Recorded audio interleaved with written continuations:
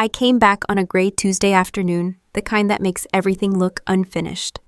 The plane landed early, which never happens, and I took that as a small win. My duffel bag hit the pavement harder than I expected when I lifted it from the trunk. My shoulders still felt tight, like my body hadn't gotten the memo that I was home. I'd been gone for months, long enough that the quiet felt louder than it should have. I checked my phone while walking to the car. One new message, from my sister. "Can you stop by Grandma's place first? I'm tied up." That was it. No hello, no welcome back. No emoji, which was actually more suspicious than if she'd used one. I typed back, "Just landed. Everything okay?" 3 dots appeared, then disappeared, then nothing. I drove out of the airport lot and onto the highway, muscle memory taking over. Same route I'd driven 100 times growing up. Same exits. Same billboard that still promised a furniture sale that had apparently been going on since 2009. As the miles passed, my head stayed in work mode. That's what the military does to you. It trains you to compartmentalize. Feel later, focus now. I'd learned to trust routines more than instincts, which was ironic because the first thing I felt when I exited toward my hometown was instinct. Something felt off. My sister had always been intense, but she was also organized. Controlling if we were being honest. She didn't forget things, she didn't send half messages, and she definitely didn't hand off responsibility without a speech about how no one ever helped her, especially not with Grandma. Grandma's house sat at the edge of a quiet street, one of those neighborhoods where nothing ever changed and everyone noticed if your trash cans were out 10 minutes late. I pulled into the driveway and cut the engine. No lights were on. It was late afternoon, not dark yet, but Grandma always kept a lamp on. She said it made the house feel less empty. Even during the day, there was usually something glowing in a window. I sat there longer than I needed to hand still on the steering wheel. This was home. It shouldn't feel like this. I grabbed my bag and walked up to the door. The front steps creaked the same way they always had. The key was under the flower pot, exactly where it had been since I was 12. That part was normal, at least. The air inside wasn't.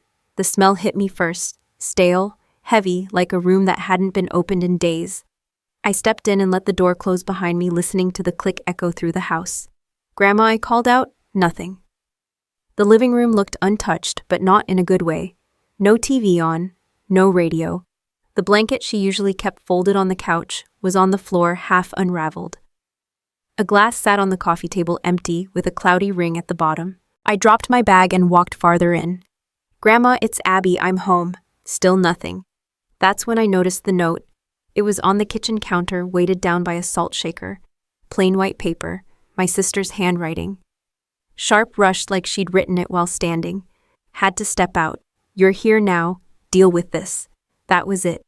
No signature, no explanation. My jaw tightened before I even realized it had. I scanned the kitchen automatically. Sink full, trash can overflowing. A pill organizer sat open on the table, empty slots out of order. That caught my attention. Grandma was strict about her meds. Color-coded strict.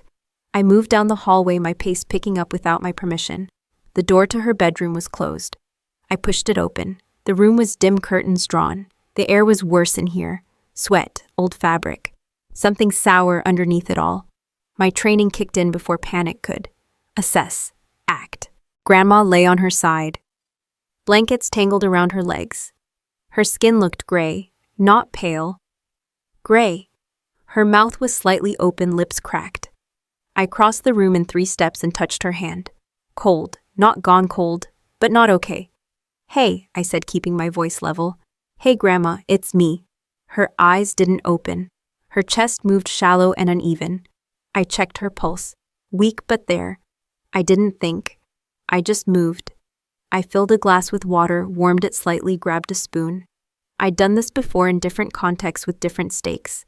I lifted her head carefully and let a few drops touch her lips. Nothing. Another few drops. She coughed barely, then swallowed. Relief hit me hard enough that my knees felt unstable. I kept going, slow and steady. No rushing, no flooding, just enough. Her breathing changed. Not good, not bad. Different, stronger. I wiped her face with a towel, noticing how dry her skin felt. I changed her shirt with hands that were calmer than I felt. As I worked, my mind kept circling the same thought. How long? How long had she been like this?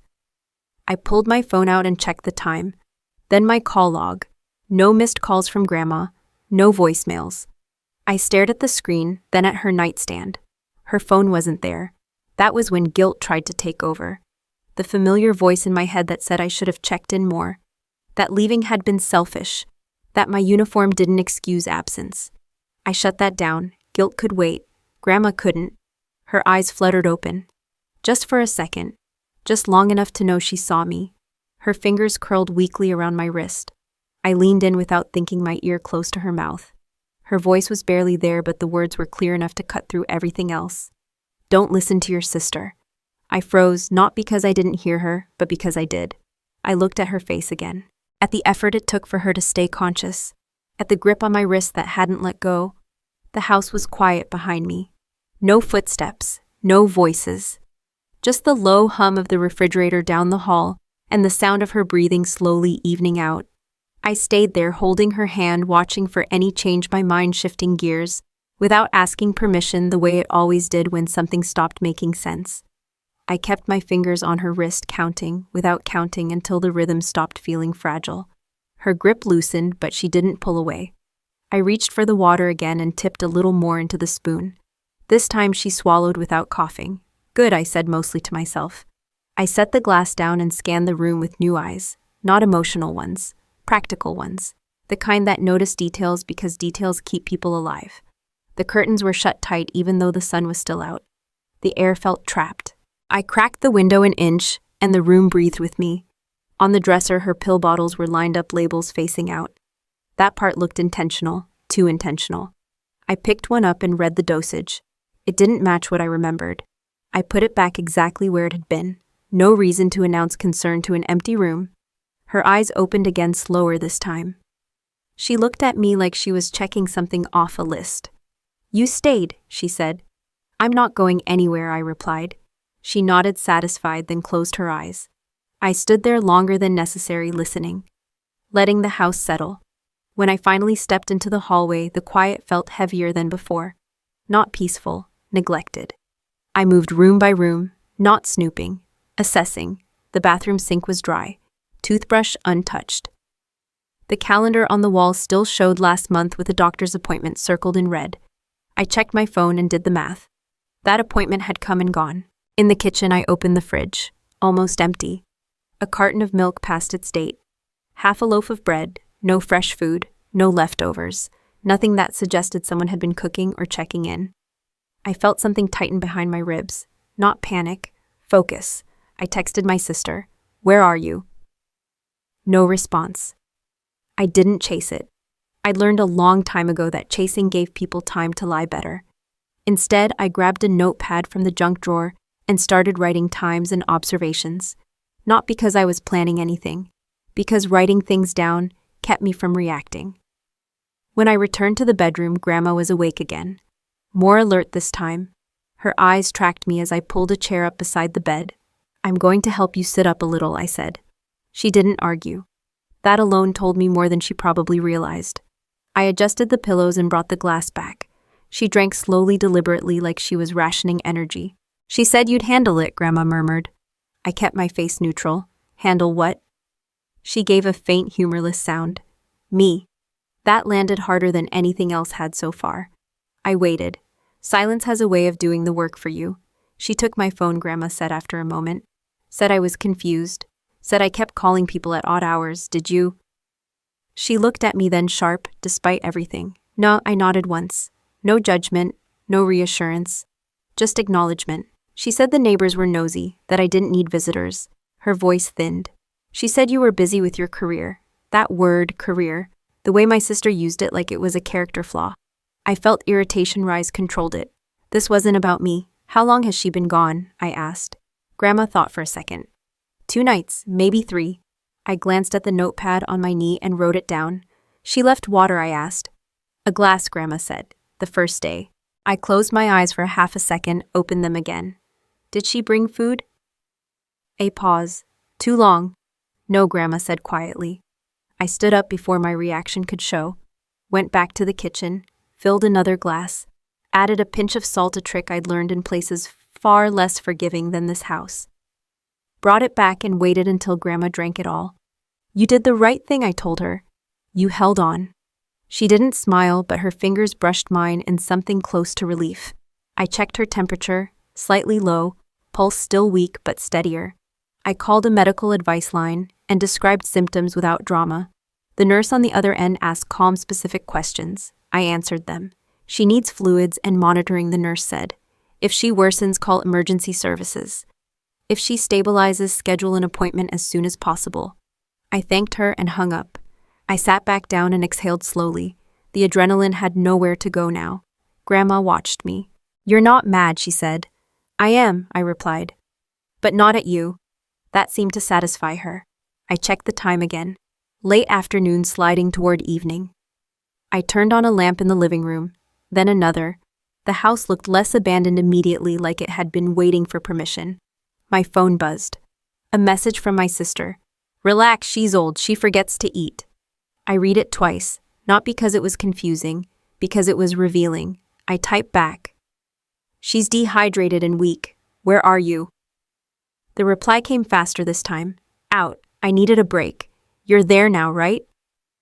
I stared at the screen, at the way she framed absence as delegation. Yes, I typed. I'm here. Good, she wrote. Just keep her comfortable.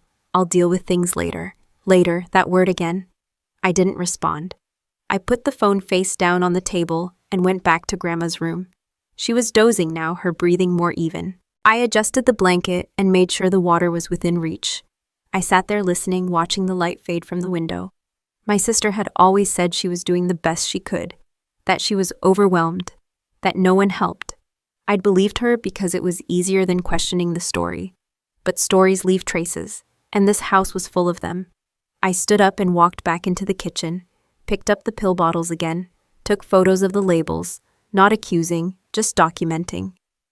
I noticed the trash hadn't been taken out in days, that the mail was stacked and unopened, that a past due notice peeked out from under a grocery flyer. None of it screamed crime.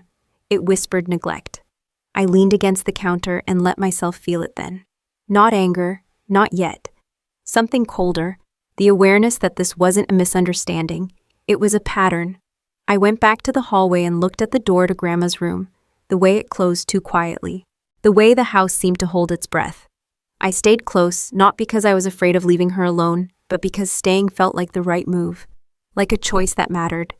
My phone buzzed again on the table. I didn't pick it up right away. I picked up the phone after the third vibration and silenced it without reading the screen. The sound itself was starting to feel intrusive, like it didn't belong in the house anymore. I slid the phone into my pocket and went back to Grandma's room, where the only noise was her breathing and the faint creak of the floorboards as I crossed the threshold. She was awake again, staring at the ceiling like she was counting something only she could see. Hey, I said quietly. How are you feeling? Tired, she replied. Then, after a beat, clear. That second word mattered. I pulled the chair closer and sat down. I'm going to ask you some questions. You don't have to answer anything you don't want to. She turned her head toward me. I want to, I nodded. When did she start changing things? Grandma didn't answer right away. She pressed her lips together, thinking. After you left last time, the long one, that narrowed it down. I wrote the date on my notepad. She said it was temporary. Grandma continued. Said she'd take over until you were back for good. For good, I repeated, neutral. She said you weren't coming home, Grandma said. Said the military had you now. I felt the word settle somewhere behind my eyes. Did you believe her? No, Grandma said. But she said it often. Repetition does damage. I knew that.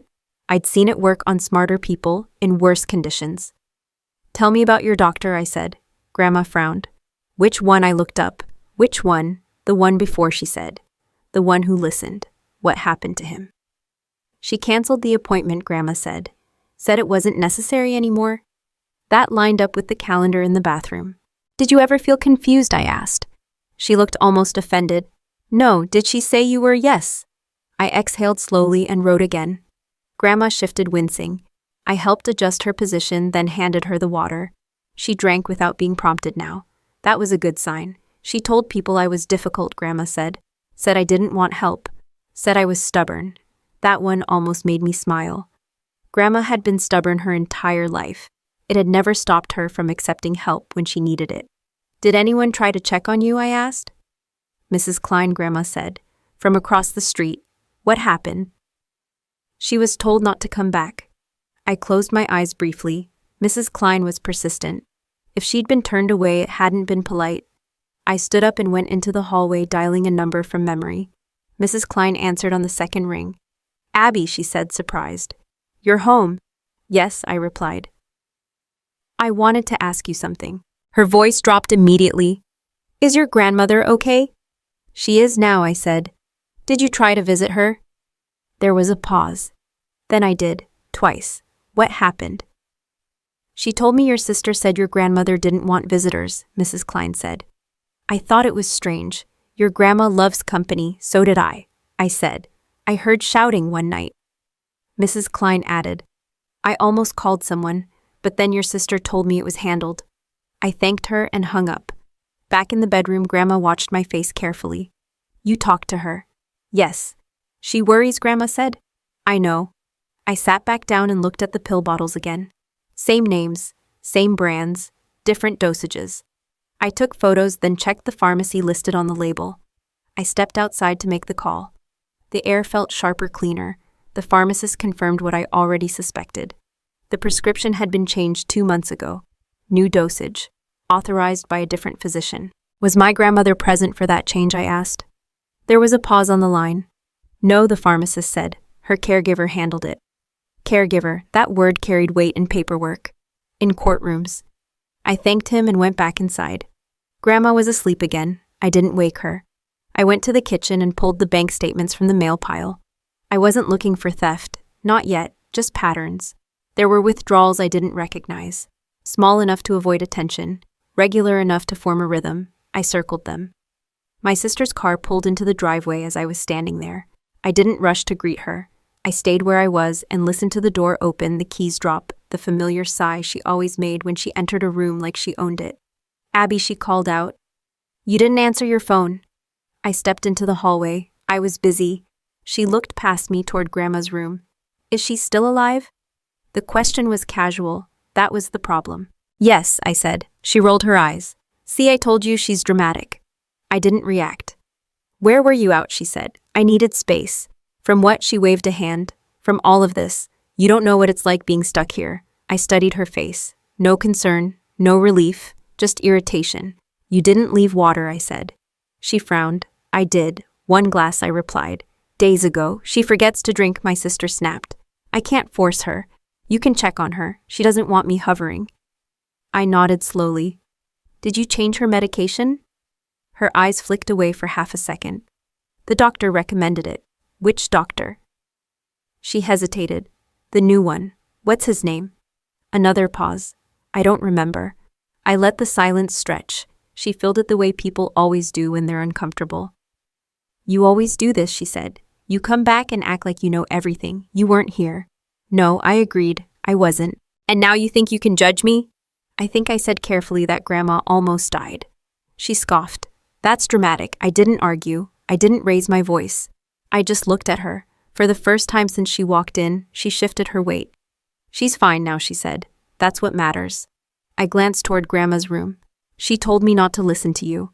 My sister laughed. A short, sharp sound. "Of course she did. She said you took her phone. She loses it. She said you canceled her appointments." I simplified things. "She said you told people I wasn't coming back." My sister's smile faded. So what? The words hung there heavier than anything else she'd said. So she continued, "You're here now. You can deal with it." I felt something settle into place then. Not anger, not grief, certainty. I nodded once. "Okay." She looked relieved, mistaking my tone for surrender. She grabbed her bag and headed down the hall. "I'm exhausted. Don't wake me." I watched her disappear into her room, the door closing behind her. I went back into the kitchen, sat down at the table, and looked at my notes. The dates, the dosages, the withdrawals. The house wasn't chaotic, it was controlled. And control leaves a trail. I heard Grandma cough softly down the hall and stood up, already moving the list in my head, getting longer without effort. I didn't sleep much.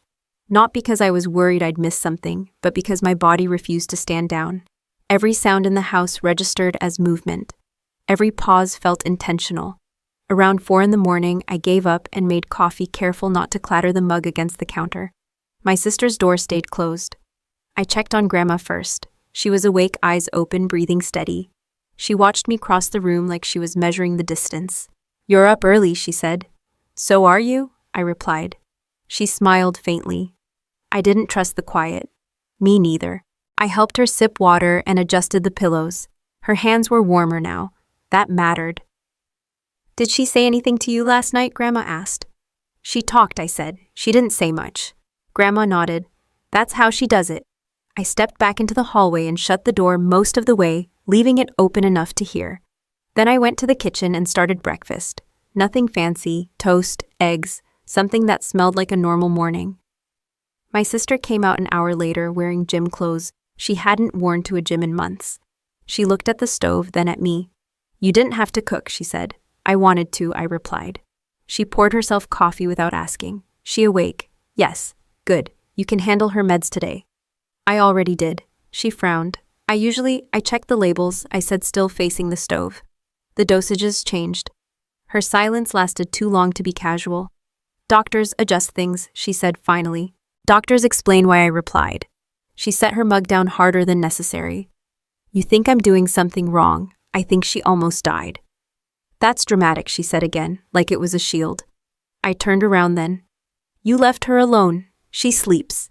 My sister snapped. "She doesn't even notice." She noticed enough to hold on. My sister laughed, but it didn't land. "You always take her side." "She's 92, I said. "That's not a side." My sister leaned against the counter, crossing her arms. "You don't get it. I've been here every day, every appointment, every bill. You show up for 5 minutes and suddenly you're in charge." I didn't say I was. "You don't have to," she said. "You act like it." I watched her carefully. The deflection, the shift to resentment, familiar tactics. I'd seen versions of them in briefing rooms, and worse places delivered with more polish and less honesty. "Where were you the last 2 nights?" I asked. She rolled her eyes. "Out." "With who?" "That's not your business. It is if you left her alone." "She's not a child," my sister said. "She doesn't need a babysitter. She needed water. She has a sink." I let that sit. My sister sighed like she was the one being wronged. I needed a break. "A break from what?" "From this house," she said. "From watching someone fade. From being stuck." "Stuck is a choice," I replied. Her eyes narrowed. "Easy for you to say. You left." "Yes," I said. "And I came back." She scoffed. For how long, I didn't answer. Not because I didn't know, but because I wasn't going to give her leverage. "I made an appointment for Grandma," I said instead. "With her old doctor. She doesn't need it." "He disagrees." "You went behind my back," my sister said, incredulous. "I went around a problem," I replied. She laughed sharply. "You think you're so calm. You think that uniform makes you better than me." I glanced down at my t-shirt. "I'm not wearing a uniform." "You always are," she shot back. I took a breath. "Why did you take her phone?" Her mouth opened, then closed. She kept calling people. Who, anyone, she said. At night, saying strange things. What things? My sister hesitated. That I was mean. That I was trying to control her. I held her gaze. "Were you?" She looked away. "She's paranoid. She's consistent. Same thing at her age." I shook my head once. "You canceled her appointments. She didn't need them. You changed her medication, recommended. You withdrew money from her account. That did it." She straightened, anger sharpening her voice. "I pay the bills. I buy the food. I deserve something." "You deserve compensation," I said. "Not control." "You have no idea what it's like," she snapped. "Everyone praises you for leaving. No one thanks me for staying. That's not an excuse." She stared at me, breathing hard. "So what, you're going to report me?" "I'm going to protect her." "From me?" she scoffed. "From neglect." "She's old," my sister said. "She's confused. This happens. It happens when people stop paying attention." My sister's voice dropped. "You think you're smarter than me?"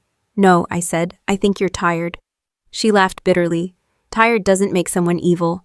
"I didn't say evil. What are you saying then?" I looked down the hallway toward Grandma's room. The door was open now. Grandma stood there, leaning on the frame, listening. "I'm saying this can't continue," I said. My sister followed my gaze and stiffened. "You shouldn't be out of bed," she called. Grandma didn't move. You shouldn't have left me, she replied. The room went quiet. My sister forced a smile. You're upset. We can talk later. There is no later, Grandma said. Her voice was stronger than it had been yesterday. You told her to deal with me. My sister froze. I didn't mean… You meant it, Grandma said. You always do. I stepped closer to Grandma without touching her. Let's sit, I said gently. She shook her head. I want her to hear me standing. My sister's face flushed. You're turning her against me. I didn't have to, Grandma said. You did that yourself. My sister turned to me, eyes sharp. You're enjoying this. No, I replied. I'm paying attention. She laughed, but there was panic under it. Fine, pay attention. See how hard it is. See how she drains you. I met her stare. I will. She grabbed her keys. I'm leaving. For how long, I asked. She paused at the door. I don't know. You didn't know before either, I said. The door slammed. I stood there listening to her car start, then fade down the street. Grandma exhaled slowly like she'd been holding her breath for hours. I'm sorry, she said. You didn't do anything, I replied. She reached for my hand. She doesn't think I matter anymore. I squeezed her fingers. She doesn't get to decide that. In the kitchen, the coffee had gone cold. I poured it out and started fresh, the smell grounding me. I wrote down what had just happened. Not feelings, words, who said what, when. This wasn't a misunderstanding, it was a pattern, and patterns don't correct themselves. I rinsed the mug and set it upside down to dry the motion, steadying my hands.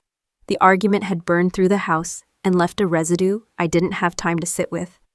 I checked on Grandma first. She was seated on the edge of the bed now, posture careful, but upright, eyes following me with something like resolve. She's gone, I said. Grandma nodded. She'll come back. Maybe, I replied, but not today. I helped her settle back against the pillows and placed the water within reach.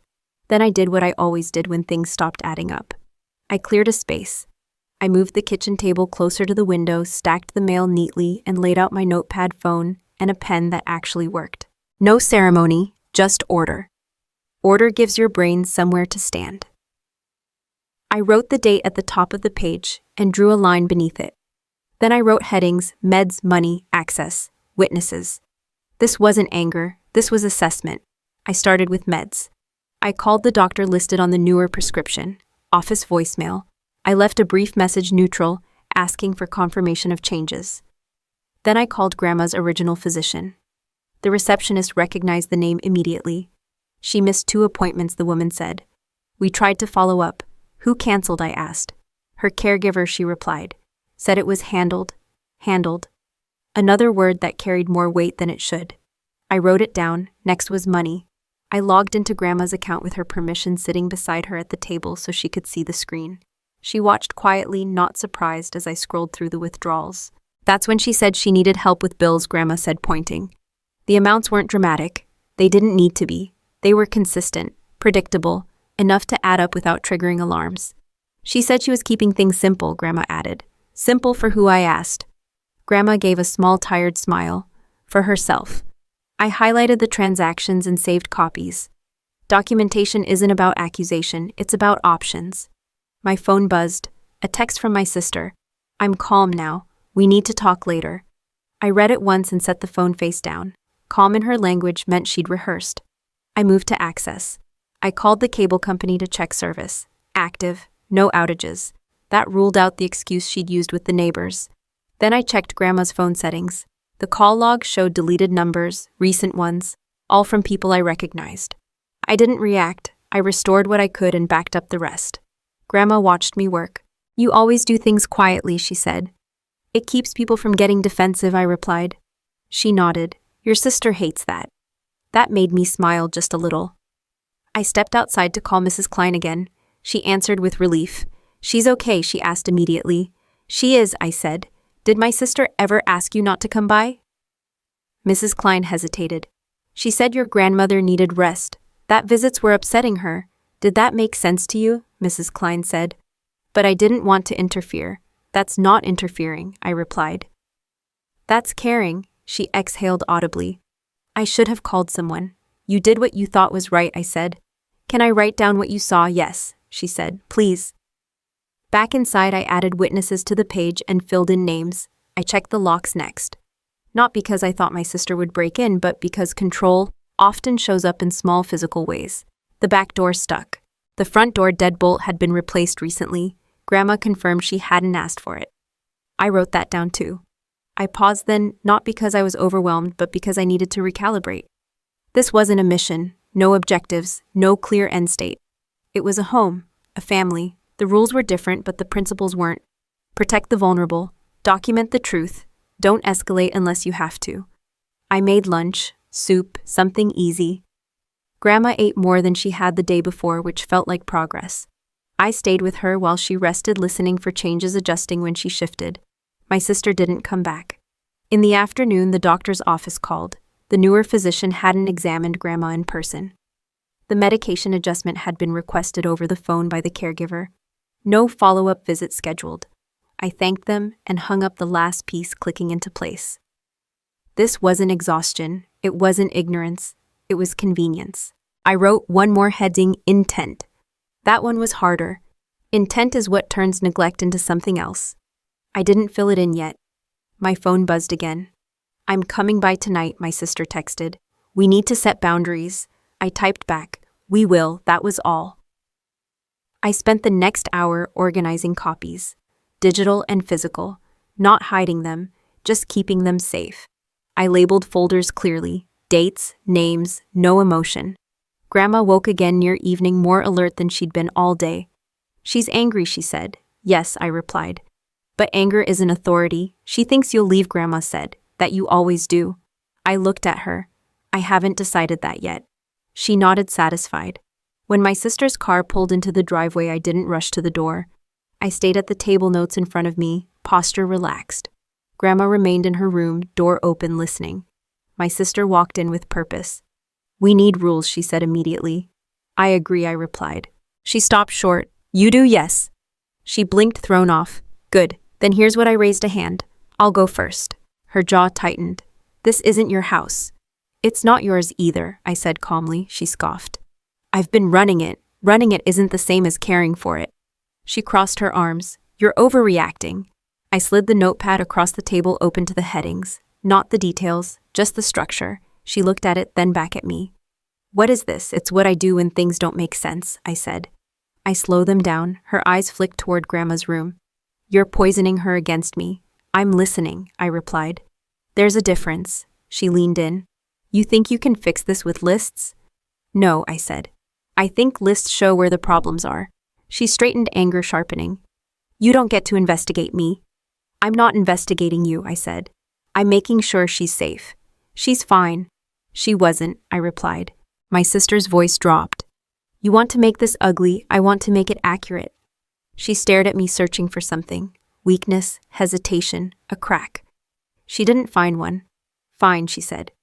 "Do whatever you think you need to do." She turned and walked toward the hallway. "Don't take her phone again," I said evenly. She stopped. "I wouldn't." "Good," I replied. "Then we won't have to talk about it." She glanced back, suspicion in her eyes, then disappeared into her room. I sat back down and closed the notebook, not because I was finished, but because I'd gathered enough to know what this was. Not chaos, control, and control only works when no one is watching. I woke up before the alarm, the way I always did when my brain decided sleep was optional. The house was quiet in a controlled way, like everyone inside was pretending not to listen. I checked on Grandma first. She was awake, eyes open, waiting. "You didn't leave," she said. "No," I replied. "I'm still here." She nodded once, then reached for the water on her own. That mattered more than any argument I'd had with my sister. I stepped into the hallway and paused. My sister's door was closed. No sound. I didn't knock. I wasn't here to negotiate comfort. Back at the table, I opened the folder and reviewed what I had. Not everything, just enough to know where the gaps were. Evidence isn't about volume, it's about alignment. I started with the pharmacy. I drove there mid-morning, leaving Grandma with a neighbor I trusted and a phone that stayed in her hand. The pharmacist recognized me immediately. "You're the granddaughter," he said. "The one in the service." "Yes," I replied. "I need clarification on a prescription change." He pulled up the file. Caregiver requested it. Said the patient was having side effects. Was that documented? He hesitated. "Not really. We don't usually." "I'm not accusing," I said calmly. "I just need to know what exists." He printed the log. Date, time, caller ID. I thanked him and left without making it a scene. Scenes make people defensive. Paper makes them honest. Next stop was the bank. I asked for a transaction summary, explained that I was helping my grandmother organize her finances. The teller didn't question it. The withdrawals stood out more clearly in a formal printout. Same day each week, same amount, pattern confirmed. On the drive back, my sister called. I let it ring. When she texted, I read it but didn't reply. Why are you running around like this? I parked, took a breath, then typed, helping Grandma. The reply came fast. You're blowing this up. I didn't answer. Silence wasn't avoidance.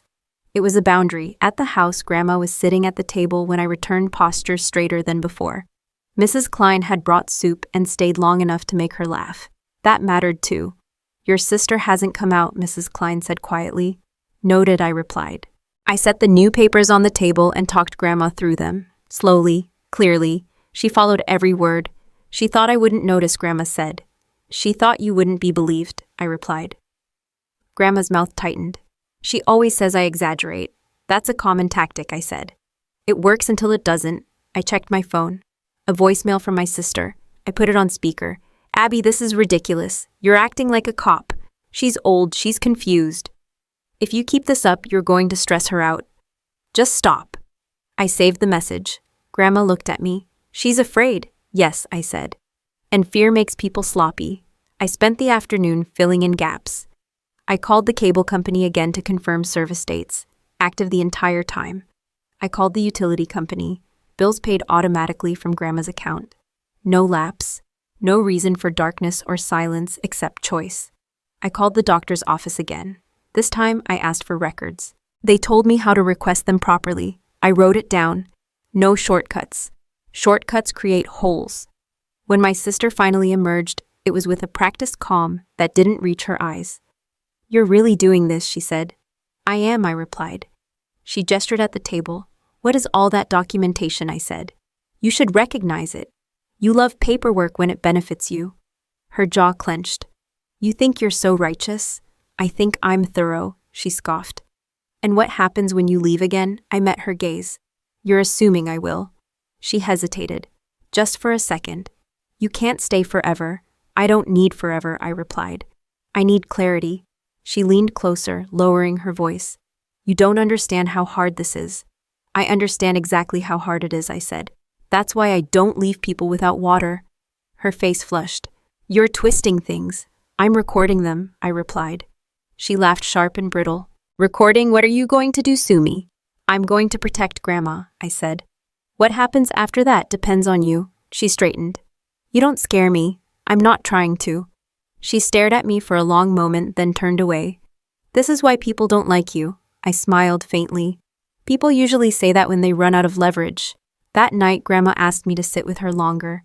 We talked about small things, the weather, her garden, stories I'd heard 100 times. Her voice was steadier now. She'll say I'm lying, Grandma said. She already has, I replied. She'll say I wanted attention. She will, I agreed. And people will believe her. Some might, I said. But not everyone. She looked at me searching. What if this breaks the family? I didn't answer right away. Families break when someone decides one life matters less, I said finally. That already happened. She nodded slowly. Later, after everyone else was asleep, my sister came into the kitchen. She didn't turn on the light. You're collecting things, she said. Yes. Why? I closed the folder. Because the story you're telling doesn't match the evidence. She crossed her arms. And you think evidence always wins? I think it outlasts excuses, I replied. She shook her head. You think you're better than me. No, I said. I think you're cornered. Her eyes flashed. You don't know what I'm capable of. I looked at her steadily. I know what you've already done. She stepped back, recalibrating. You're making this into something it doesn't have to be. Neglect always becomes something, I replied. It just takes time. She stared at me, then forced a smile. Fine, do what you want. She walked out without another word. I stood there for a moment, listening to the house settle again. The quiet didn't feel heavy this time. It felt exposed. I added the voicemail to the folder and closed it carefully, not sealing anything, just keeping it intact. The pattern was clear now. Not accidental, not overwhelmed. Intent didn't need to be dramatic. It just needed to be consistent. I woke to the sound of Grandma moving on her own. Not struggling, not calling out, just the soft scrape of slippers against the floor. That alone told me something had shifted. She was at the table when I walked into the kitchen, holding her mug with both hands like it belonged there. "You're up early," I said.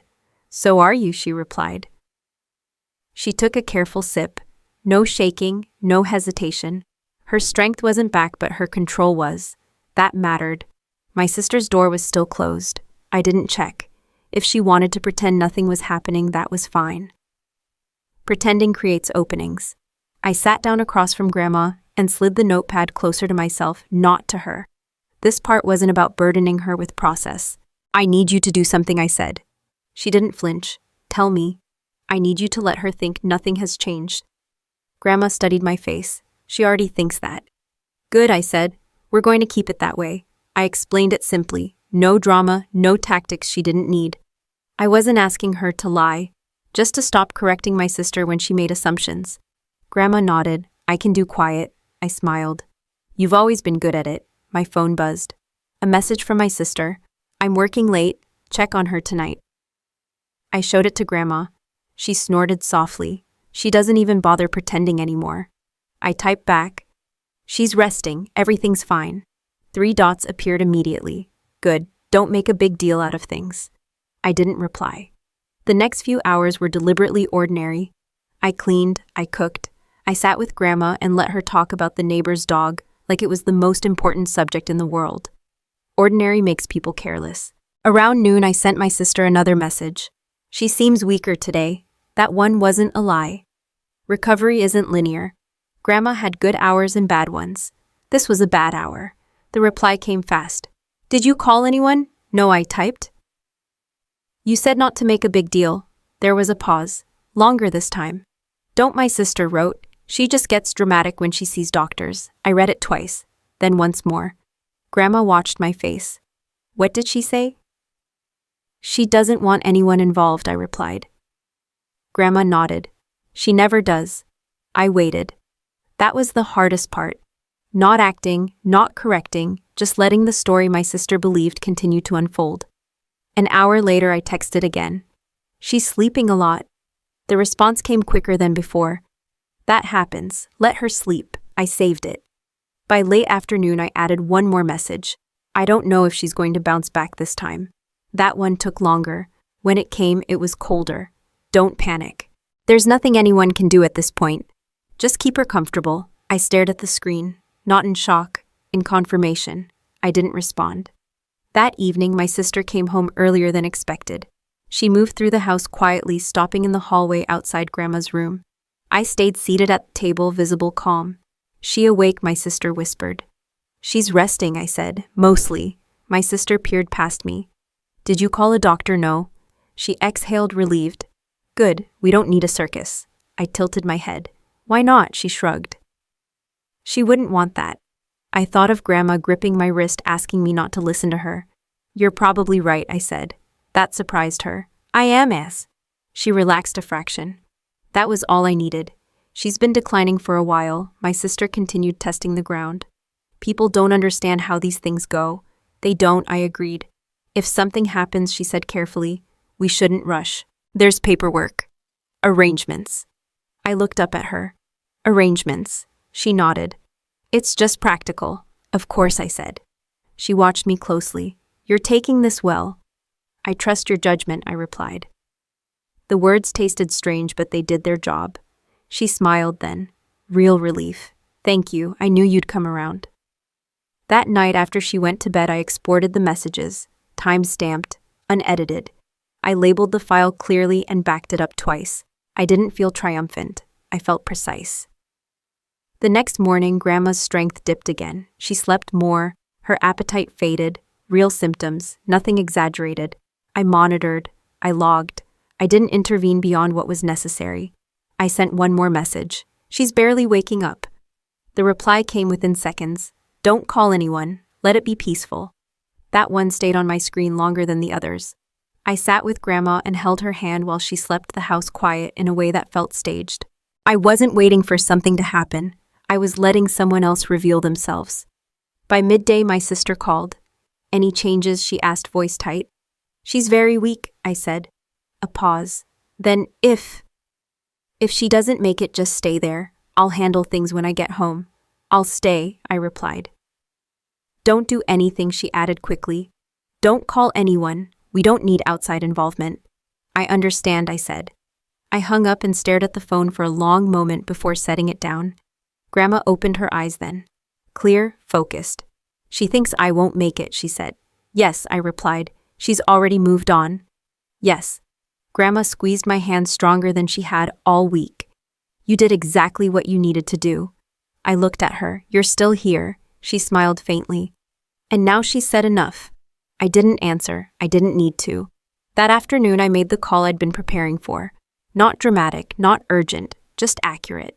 By the time my sister came home that evening, confident and unguarded, the story she'd been telling herself was already documented, preserved, and no longer hers to control. I stood at the table again, notes closed. This time, posture relaxed. She walked in and asked. So I looked up at her. We need to talk. I didn't raise my voice when I said it. I didn't need to. We need to talk was enough to make my sister stop mid-step, her keys still in her hand. She looked past me toward Grandma's room. Is she? She's resting, I said, and she's safe. That second part landed. I saw it in the way her shoulders stiffened. Why are you standing like that? She asked. Like what? Like you're in charge. I gestured to the chair across from me. Sit down. She laughed once, short and humorless. You're unbelievable. She sat anyway. I placed my phone on the table between us, screen dark.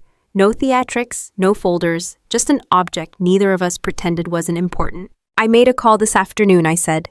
Her eyes flicked to the phone. To who? To people whose job it is to listen, I replied. I didn't dramatize anything. I just explained what I observed. She scoffed. Observed? Yes, I said. Dates, dosages, messages, bank records, witness statements. Her mouth opened then closed. You're trying to scare me. No, I said. I'm trying to be accurate. She leaned back, crossing her arms. You can't just call people and make accusations. I didn't accuse, I said. I reported concerns. She shook her head. This is insane. She's old. Things happen. Things don't happen on schedules, I replied. People do. She stood up abruptly. You think you're some hero because you wore a uniform? I stayed seated. I think uniforms teach you what not to ignore, she paced. So what, the cops are coming? There may be questions, I said, about me, about the situation. I replied. Answering them honestly shouldn't be a problem. She stopped pacing. You told them lies. I told them what I saw. You manipulated her, my sister snapped. You turned her against me. I didn't react. She spoke for herself. She's confused. She's consistent, I replied. My sister laughed high and brittle. You don't understand how this works. People don't take old women seriously. That's changing, I said. She stared at me like she was recalculating. You think this ends with paperwork and handcuffs? I think it ends with clarity, I said. She leaned in. You're tearing this family apart. I looked at her steadily. Families don't tear because someone speaks up. They tear because someone decided silence was easier. She turned away, running her hands through her hair. You don't know what I've sacrificed. I know what you've taken, I replied. That did it. She spun around. How dare you? I stood up slowly, matching her height without closing the distance. Lower your voice. This is my house, she snapped. It's Grandma's, I said. The doorbell rang. We both froze. I didn't rush. I walked to the door at a normal pace and opened it. Two people stood on the porch, plain clothes, neutral expressions, one man, one woman, not aggressive, not apologetic. Abigail Turner, the woman asked. Yes, I'm with Adult Protective Services, she said. This is my colleague from the county health department. May we come in? My sister appeared behind me instantly. This is unnecessary, the woman nodded politely. We just have a few questions. I stepped aside. Of course. My sister's jaw tightened. You called them. I expressed concern, I said. They decided to follow up. The agents entered and took in the house quietly. They didn't rush to conclusions. They asked to see Grandma. She's resting, my sister said. She's fragile. We'll be gentle, the man replied. I led them to the bedroom. Grandma was awake, eyes alert, hands folded. She looked at the visitors calmly. Good evening, the woman said softly. We're here to check on you. Grandma nodded. I'm glad. They spoke to her without my sister present. I waited in the hallway listening to the cadence of questions. Neutral, professional, no accusations. When they finished, they stepped back into the living room. "We'll need some documentation," the woman said. "Medical records, financial statements. I have copies," I said. My sister laughed sharply. "Of course you do." The man glanced at her. "Ma'am, we'll need to speak with you as well." She crossed her arms. "I've done nothing wrong." "Then this will be simple," he replied. They asked about caregiving routines, medication schedules, time away from the home. My sister answered confidently at first, then less so when details didn't align. "Who authorized the medication change?" the woman asked. "The doctor," my sister said. "Which one?" the woman asked. A pause. "The new one," my sister replied. "We'll need the name," the woman said. My sister looked at me, eyes sharp. "You planned this." "I prepared," I said. The man took notes. "We'll also need to review bank activity." My sister laughed again. "She's my grandmother. I help manage her money." "Were you authorized?" the man asked. "Yes. Do you have documentation?" Another pause. "We'll follow up," the woman said, closing her notebook. "For now, we're recommending temporary protective oversight." My sister's voice rose. "You can't do that." "We can," the woman said calmly. "And we are." They explained next steps without urgency. Home visits, record reviews, interviews with neighbors and providers. Nothing dramatic, just process. As they left, the woman turned to me. "Thank you for speaking up," I nodded. "Thank you for listening." The door closed. The house felt different immediately. Not quieter, more defined. My sister stood motionless, staring at the wall. "You did this," she said. "I didn't," I replied. "You did." She turned on me, eyes blazing. "You think this is over?" "I think it's begun," I said. She scoffed. "You don't know who you're dealing with." I met her gaze. "I know exactly who I'm dealing with." She grabbed her coat and keys. "I'm not staying here." "That's probably wise," I replied. She paused at the door. "You think Grandma will thank you?" "I think she already has," I said. The door slammed. I stood there for a moment, then went to check on Grandma. She was sitting up, composed. "They were polite," she said. "They usually are," I replied. She reached for my hand. "You didn't hesitate." "No," I said. "I just waited until it was time." Outside, a car engine started, then faded. Inside, the house settled into a different kind of quiet. Not silence, accountability. The house didn't relax after my sister left. It recalibrated. Doors closed more firmly. Floors sounded louder. Even the refrigerator seemed to hum with purpose. I didn't mistake that for peace. It was simply the absence of pretense.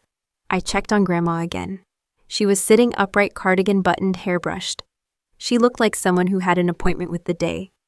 "They said they'd be back," she said. "They will," I replied. "And they'll bring questions." She nodded. "I have answers." So did I. The next morning started with a knock that wasn't impatient or apologetic. It was precise. 2 county investigators this time, different from the night before. Clipboards, neutral smiles, the kind of people who don't assume and don't miss much. "We're here to follow up," one of them said. "Of course," I replied. They asked to see the kitchen first, then the bathroom, then the bedroom. They didn't rush. They noticed the pill organizer, the empty slots, the mismatched labels. They asked about routines. I answered exactly what I knew and stopped when I didn't. Grandma spoke for herself. She decided when I ate, Grandma said, when I slept, when I spoke to people. The investigator nodded, jotting notes. "Did you agree to that?" "No," Grandma replied. "I tolerated it. That distinction mattered." Outside, a neighbor waved from her porch. Mrs. Klein didn't wave casually. She waved like someone who had been waiting. One of the investigators stepped out to speak with her. Inside, I heard my phone buzz. A message from my sister. "Why are strangers in the house?" I didn't respond. The investigators asked about finances next. I provided copies. Originals stayed with Grandma. That was deliberate. Control doesn't shift unless ownership is clear. "Who withdrew these amounts?" one asked. "My sister," Grandma said. She said it was for bills. "Were bills overdue?" the investigator asked. "No," Grandma replied. "They were paid automatically." The investigator looked at me. "We'll verify." "Please do," I said. By mid-morning, the house had been measured, documented, and temporarily redefined. A case number existed now, a schedule, a list of steps. None of it felt dramatic. That was the point. They left with assurances, not promises. "Someone will be in touch," one said. "I'll be here," I replied. By noon, the phone started ringing. Not my sister, her friends, distant relatives, people who hadn't called in years, but suddenly remembered my number. Is it true, one asked. Is what true, I replied. That she's being investigated, I can't discuss it, I said. They filled the silence with speculation. I let them. My sister called twice. I didn't answer. When she texted, the tone had shifted. This is getting out of hand, I typed back. It's being handled. By you, she replied. By the system, I said.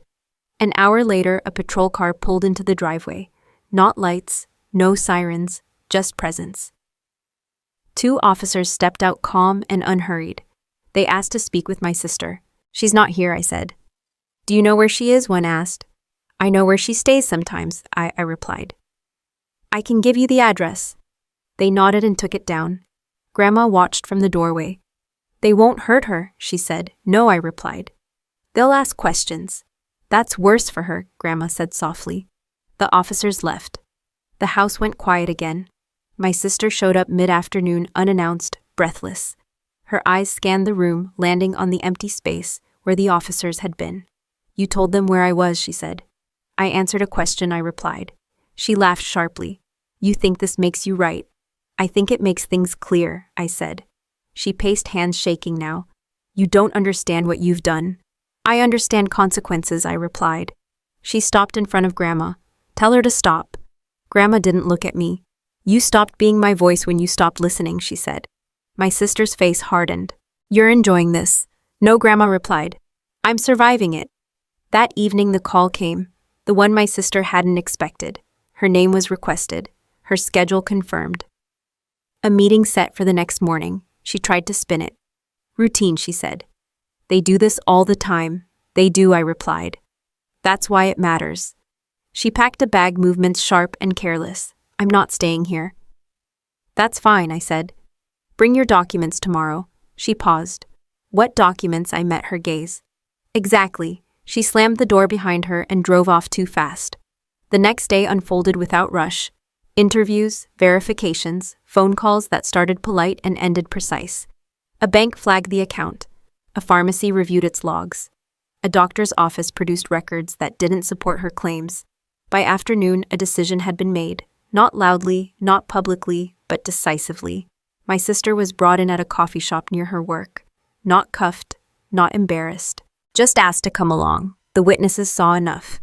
When she called me from the parking lot, her voice was thin. You did this. I answered questions, I replied. You ruined me. I documented you, I said. She hung up. By evening, the news had traveled faster than facts usually do in small towns. Not headlines, conversations, looks that lingered too long. People who once waved now watched. Grandma sat with me on the porch wrapped in a blanket. They see now, she said. Some of them, I replied. That's enough, she said. A final call came just before sunset.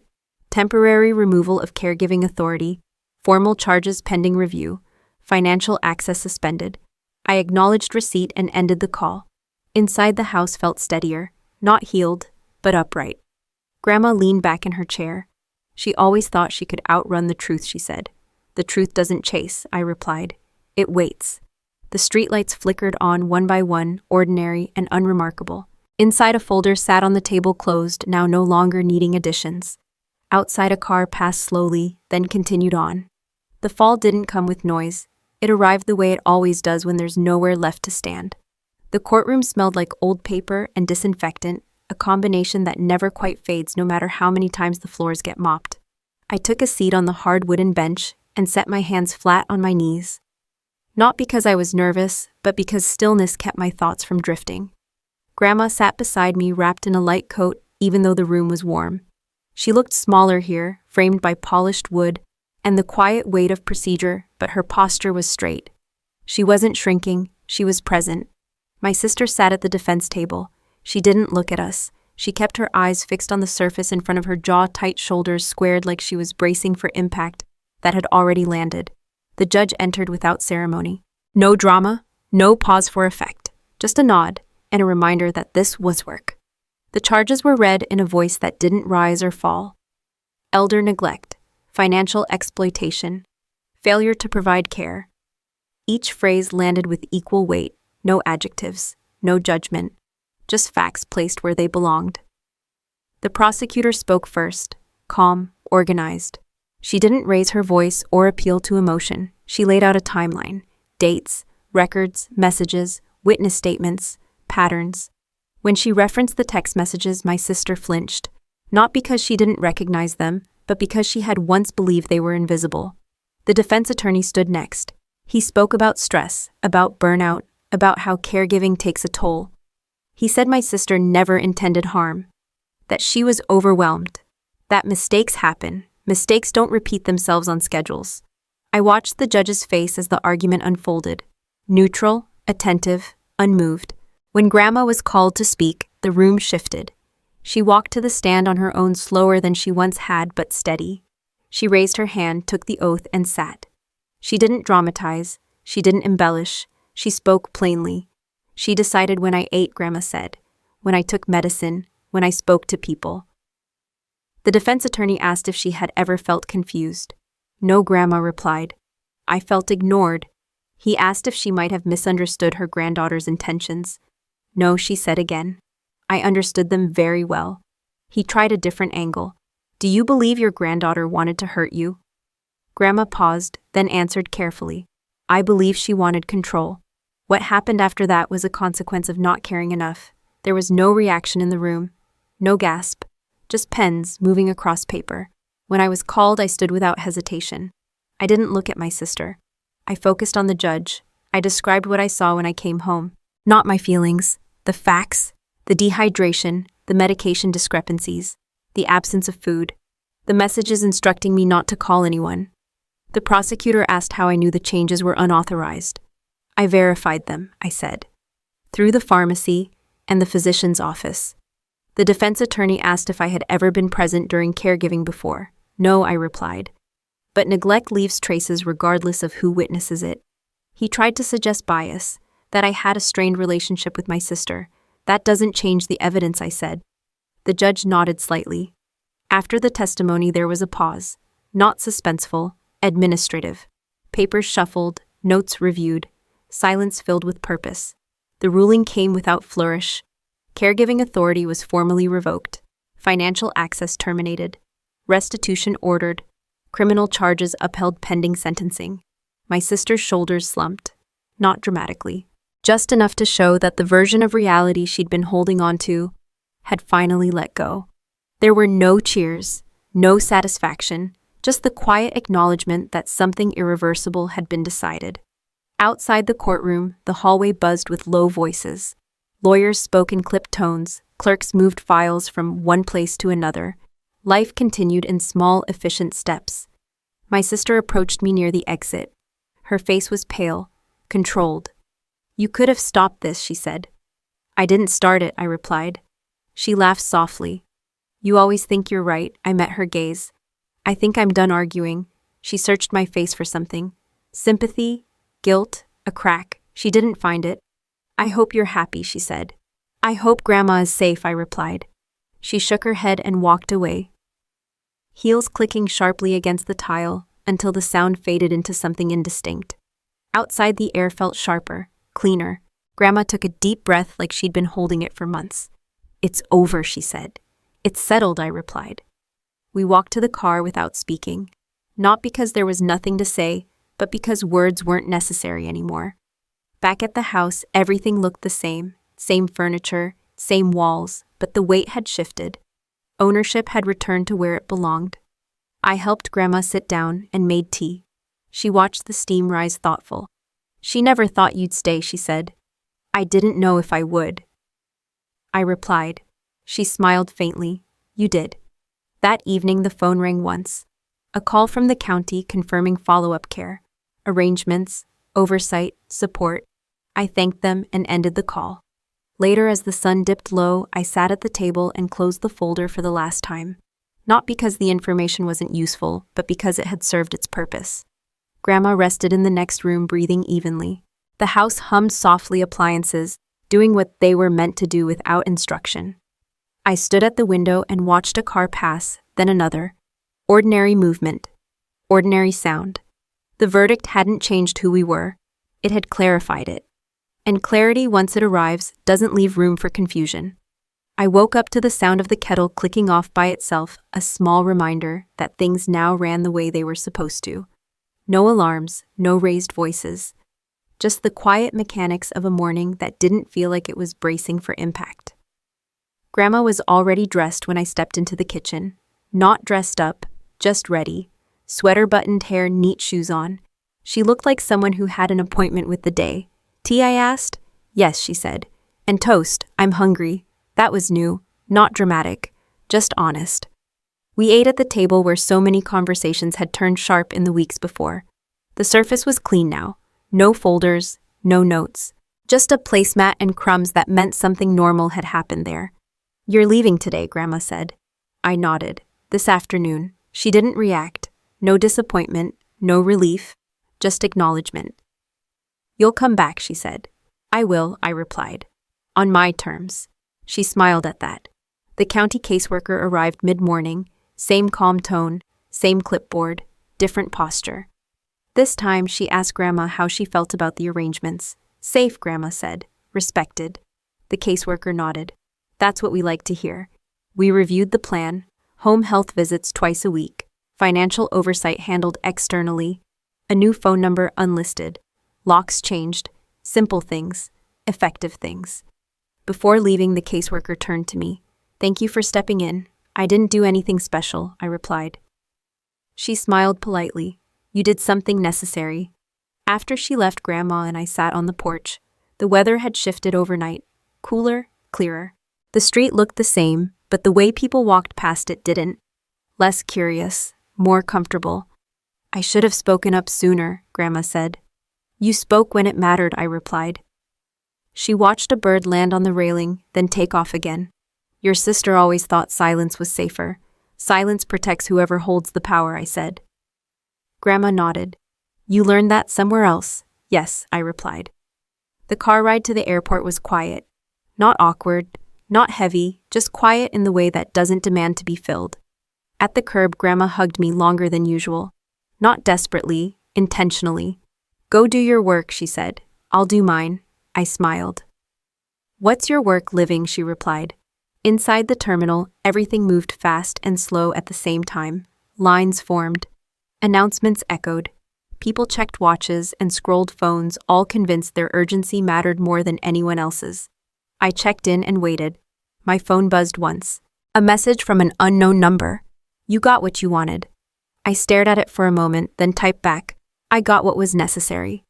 There was no reply. On the plane, I took the window seat.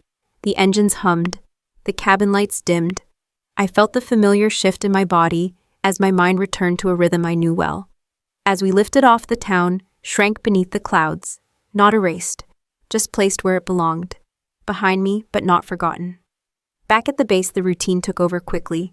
Briefings, emails, tasks that required attention without emotion. I moved through them easily, not because I was numb, but because clarity had replaced noise. A colleague asked how my leave had gone. "Productive," I said. That was enough. At night, I called Grandma. She answered on the second ring every time. "I walked today," she told me once. "Just to the end of the block." "That's a long walk," I said. "For me it is," she replied. She told me about neighbors who stopped by again. About meals that tasted better when eaten slowly. About sleeping through the night. She didn't mention my sister. I didn't ask. Weeks passed, then months. The case resolved itself the way these things always do, quietly and permanently. Sentencing, restitution, restrictions. No spectacle. Just consequences folded into a record that would follow its owner wherever she went. I never attended another hearing. There was nothing left to contribute. One evening after a long day, I sat alone and thought about how close everything had come to disappearing without anyone noticing. How easily routines can turn into cages. How often people confuse endurance with consent. I didn't feel triumphant. I felt resolved. Helping Grandma hadn't saved me. It had clarified me. I understood now that kindness doesn't require permission and restraint isn't weakness. That systems work when someone is willing to engage them honestly. That walking away isn't failure when you've already stood your ground. On a Sunday afternoon, Grandma called unexpectedly. "I planted tomatoes," she said. "Inside?" I asked. "No," she replied. In the yard, where they belong, I laughed. That's ambitious. So was surviving, she said. The call ended and I sat there for a moment letting the quiet settle. Not the kind that hides things. The kind that holds them in place. I didn't think about what might have happened if I'd ignored that first message. Or if I'd decided it wasn't my problem. Or if I'd chosen peace over truth. Those questions didn't matter anymore. What mattered was that someone vulnerable had been heard, that control had been replaced with care, and that the story no longer belonged to the person who tried to silence it. The work I returned to was familiar. The discipline, the structure, the responsibility. But something in me had shifted. Not hardened.